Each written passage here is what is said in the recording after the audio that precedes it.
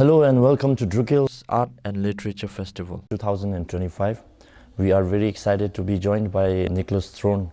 He's the dynamic entrepreneur whose innovative ideas had a huge impact on entrepreneurial industries around the world. We will delve deeper into his journey, your challenges, and we are very happy and delighted to have you on the set. And welcome to Bhutan, Nicholas. Thank you. You have worked with, several startups. And how do you think AI is changing the soul of entrepreneurship, not just the speed? The soul? Yeah, the soul of entrepreneurship. That's a cool question. I think it's changing it a lot. I think, by way of background, for the past 15 years, I've been starting companies and working with entrepreneurs to start companies. And for the 2010 to 2020 period, a lot of that was oriented towards helping one or two people a year build a venture capital backed, a unicorn startup. And so you'll hear the word unicorn. I don't know how much that makes it, into the pop culture here, but that's kind of the thing that startups want to be, is these big $1 billion or more now than the 10 billion or the decacorns. And so there's this whole culture around building a $1 billion or more size business. Sam Altman has hypothesized that there is, it will be possible with AI to build a unicorn with only one or two people on your team. And lots of people you can Google for, Sam Altman talking about the one person unicorn. And there are books about it, and there's a lot about this kind of topic. The thing I'm most interested in, to your soul point, is I think for every one person, $1 billion unicorn, there's also going to be lots of one person or two people or three people, but small team building companies that are 100 million and 10 million and 1 million and 100,000 and $10,000 kind of company. What's underneath the tip of that iceberg is, to me, much more exciting, because it's many, many more entrepreneurs engaged in building technology companies. And so what AI has made possible is that entrepreneurs with a soul, with an insight into a core group of customers, can now use AI to do a lot of the work that they otherwise would have had to hire people for, and if they had to hire people, then they had to get capital. And now AI can do a lot of it. And so what it starts to suggest, and what is the topic of my book, Me, My Customer, and AI, The New Rules of Entrepreneurship, is that in fact, what will increasingly be at the core of entrepreneurship is the entrepreneur's understanding of a core group of customers, what problems they have, and how to solve them. And that, to me, is the soul of a company, is that kind of insight that an entrepreneur has. But those insights are rarely coming from studying or intellectual or reading. They come from living that experience yourself. And so the soulful company, to use your word, I think is the one that's more likely to succeed in the world we're heading into, because there's going to be so much competition. AI makes it possible for lots of people to get started. That's a really great thing. It also means that many more people start things, so it's harder to stand out. And the way you stand out, I think, will be through soul, through demonstrating that you care as an entrepreneur and company about a really specific problem, and being really authentic about that. And so I don't know that AI helps you. In fact, I'm quite sure that AI might not help you demonstrate or refine your soul. I think it does help you with speed, to your point, but I think it makes soul more important. And so a large part of why I'm here, and I'm very grateful to and excited about that the US Embassy has made it possible for me to be here, is that I think this is a place where people think a lot about compassion and balance and some of the characteristics of soul. And so I'm very interested to learn about that, because I've simultaneously been out writing books and things all along the thesis that your soul is actually the most important thing. That's wonderful and very inspirational, I would say. I would also like to know, in your experience building and backing up startups, where do you see the sweet spot between human intuition and AI-driven decision making? I mean, Do you think these two can truly coexist in balance? I think what we are seeing and experiencing is that humans right now are really good at looking at how an AI might do something and saying, no, that's not how you do that. And so an example of this is, for example, like my customers are entrepreneurs. If you ask ChatGPT, how should I start a company? Or like, I want to start a company, what should I do? It'll give you an answer. And actually, I think you'd be kind of impressed, like most people would be impressed by it. Like it sounds really good. And it's actually drawn from the literature that's out there on the topic. So it's not wrong. But I disagree with it. I don't think, or, like, I don't know where the exact answer is to that question today, but like when I've in the past, tested it, I don't happen to think that it's the path that I would provide you. And I've had thousands of these conversations with people over the years. And so, for example, my process is that the first thing I would ask you if you told me you want to start a company is I'd say, okay, well, who's the customer that you want to serve? Let's give them a name. Mm-hmm. Like literally give them a name. And I personally, and the AI we've created should not continue in the conversation until you've kind of named this kind of prototype customer that you want to serve. So it's a place where we disagree with the average response from, in that case, OpenAI. And I think if you take that as like a little, tiny little representation, that's what entrepreneurs are going to be doing in every category, in every customer segment in the world, is that AI is really good at some parts of it. I don't tell AI much about how to like brainstorm a few solutions to the problem once you've identified the customer. There are points where I let it kind of like do its thing. But there are other points where I really vehemently disagree with how it does it. And so we train our AI, but we also interject ourselves and we become the kind of human in the loop in order to express our intuition and to make our point of view felt as part of the process, which I don't think is actually that different than how products have been designed traditionally. If you look at an iPhone, obviously there's a lot of decisions that people made there, and they represent the decision making of the designers of those products. And so I think AI is going to be very similar. It's just going to be that, it's the way the knowledge is delivered, it's the way the experience is delivered is going to be shaped by the entrepreneur. And so I think they can trust their intuition because they need to express their perspective into the products they're designing so that you're not just getting average. Because the alternative, if you're just going to let the AI do it, well, then that's available for $20 a month through ChatGPT. Yeah. So there's no opportunity there. And so that opportunity is getting competed away. The price of kind of average of like an okay AI-driven answer or experience that's going to zero. There's not going to be much opportunity there. It's like making a really generic beer, It's like, it's fine, but like the big beer company is the one who makes generic beer the best.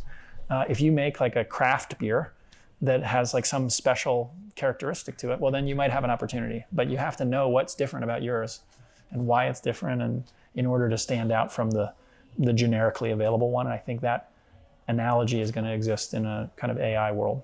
So I think your intuition becomes completely critical. So you help build companies around the world, especially AI-driven entrepreneurial ideas. But in Bhutan, there are lots of young minds, creative, innovative minds, finding their steppings. Yeah. So what would you say is very important at the beginning? The mindset, funding, or the idea? In the context of building AI products and services, the good news is there's much less of a need for capital. In fact, on Audos, but another place, within minutes, you can be getting some money in your wallet on your app in order to go, start promoting your product. So I think the capital thing is going to increasingly be available, where there's a will, there's a way. So if we can, like, if by process of elimination, I'll scratch funding off as the place to really start. both because I think it's the wrong place to start, but also because I think increasingly it will be available if you have something interesting. So I think that leaves, I guess, as you said, a kind of mindset or idea. There, I would say mindset is more important, and I'll say it for the following reason. In our experience, and one of the reasons we encourage people to kind of define the group of customers that they want to try to help first, is that if you start from knowing kind of who you want to serve and with a mindset of service, of kind of a commitment to, I really want to just help these people. And you say, and almost no matter who the group of people are that you pick, although presumably you pick people that you care about, because why not? Well, it's like there's no reason not to. Then your ability to come up with ideas of how to help those people. So then you can have lots of ideas, because you can kind of be talking to them, and you can be iterative in your ideas. So you can say, oh, I think the problem they need help with is such and such. So, we've helped start a company that, helps people who have dogs, and they, and my partner has really in particular been most involved in that. But it's an easy example where, they spend lots of time trying to figure out what is the product or service that they could offer to someone who owns a dog, to make their life a little bit easier, to improve their relationship with the dog, to improve the dog's health, any number of these things. These are lots of different problems that exist for a dog owner. And so then the solution, the idea, which is typically a solution, and there's lots of solutions to those problems. And so if you can kind of envision it as these concentric circles, the customer's at the center, the problems are around here, and then the solutions are out here. And then the funding tends to come from showing that customer really has that problem and really wants that solution. And so I think you can kind of work outward like that is how I would tend to work. And therefore, within the construct of the question, I think mindset, a service mindset, a mindset of, I really want to help this group of people, and at least try, and then and be open to the fact that I might be wrong about what their problem is. I might be wrong about what the right way to solve that problem is. But if I'm iterating around trying to help them, then when I'm talking to them, when I'm offering them things, I'm learning about them, and I'm improving the likelihood that I find the right answer to each of those questions. Through your journey and experience, what role does local culture and identity play to create a startup? Different places have different cultures and kind of perspectives on how you do things. So one example that my business partner is Danish, and in Denmark, it's very common that you eat lunch as the whole company stops working and goes and sits down at a table that looks almost like a table you'd have in your home, and they eat lunch together. Whereas I at least eat lunch at my desk. I just sit there and shovel the food into my mouth. The result of that is that when you have a Danish implementation, cultural exposure in your company, well, the team of people might go eat lunch together. And it's hard to estimate exactly how that impacts the way that the company works, the way that you serve your customers. But I think it actually percolates through, because you end up treating people like family. You end up treating people like they're a part of the community. And so what I would say is that I think maybe the key thing is just try to be thoughtful about what are the attributes of your own culture, and be open to the fact that bringing a little bit of your culture into what you're doing is, I think, apt to make it almost by definition better, because it will feel more authentic. It will just be less generic. And I think we're all looking for less generic. And it's one of the key characteristics to something that has a chance of success. And so I think culture, your local culture, even if what you're building is a product or service that serves people around the globe, imbuing your concept with your own local culture, I think, is totally critical. I think this might be another follow-up question. What if a young, innovative creator from Bhutan pitched you an idea, which is blending heritage, tech, and purpose? What could be one quality that will make you say that's worth betting on? For a place where the entrepreneur is describing a customer to you that where it's obvious that they understand the needs of the customer in an intimate way. And it tends to be in a slightly different way than how you or I might understand the customer if we don't happen to be immersed in that customer's mindset. And so the easy version of that is I can't build a business for Bhutanese people. I mean, I maybe actually can build a business for Bhutanese entrepreneurs, and I'd be very curious for any Bhutanese entrepreneur to go to audos.com and try our version. But that's because I'm an entrepreneur and I'm interested in entrepreneurship.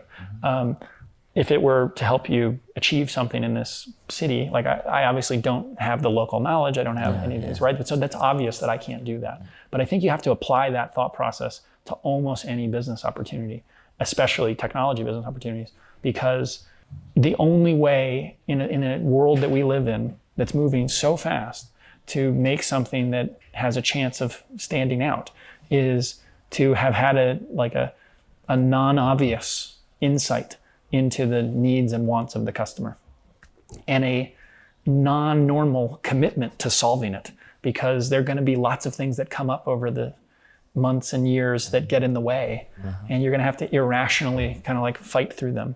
And so I think, for us, it's always been about trying to observe and help support a dynamic where the founder has a really tight relationship with their customers, where they really care about them. And for some reason, because they've lived the experience themselves, because they've studied it in some way, for some reason they understand the customer's problem in just a different way than everyone else is. And the benefit of understanding a problem in a different way is that then your solution is almost definitionally a little bit different. It's differentiated. That may be that you have an idea of how to solve the problem more quickly or less expensively, or how just to get going faster. These are all things that can lead to success starting to compound. And so I think the key thing in any dynamic that we've been exposed to, and certainly not suggesting that it is the only way to do things, but it's our way of doing things, is to really look for and help support a very tight relationship between the founder and the customers they're trying to serve. Thank you so much. Thank you. Bhutan has many young creative minds and innovative creators who would like to start up a business. Do you have an advice for the young entrepreneurs out here and around the world as well? I think my main advice would be to think about who you want to serve, obviously, and then I would do the exercise that I kind of described earlier. I'd ask ChatGPT, or whatever the equivalent is, how should we solve this problem? So I don't know, I'm a farmer who farms a certain type of crop. That's the customer, and the problem is they need to, make more money. ChatGPT, how do you fix the problem? Unless you as an entrepreneur can look at the answer that ChatGPT gives and say, whoa, no, that's not how to do it. I think you should think twice about whether that's a customer you know well enough to help. But if it says do this and you say, no, that's not how you do it, then I think that's the early seedling of an opportunity. So I would do that exercise, or a version of that exercise. And then the last thing I'd do is I'd use every one of these tools that are out there. And so if I leave my own off to the side, I'd go on Replit and Lovable and ChatGPT-2 and Midjourney, and I would use every tool available for as little money as possible to just start making things and get in touch with customers as quickly as possible. Because then what you'll learn is that you were wrong about something, because you're always wrong about something. And the sooner you know what you're wrong about, the sooner your own insights are getting better and less obvious. And that's really that. There's so much good things that happen from the aggregation of non-obvious insights into a customer and what their problem is. And so I would just orient myself towards, action creates information in probably generally, but certainly in entrepreneurship. So do things that create new information so that you're dealing with your own proprietary information instead of whatever you can read online or ask ChatGPT about. Thank you so much, Nicholas. Thank you very much for your time.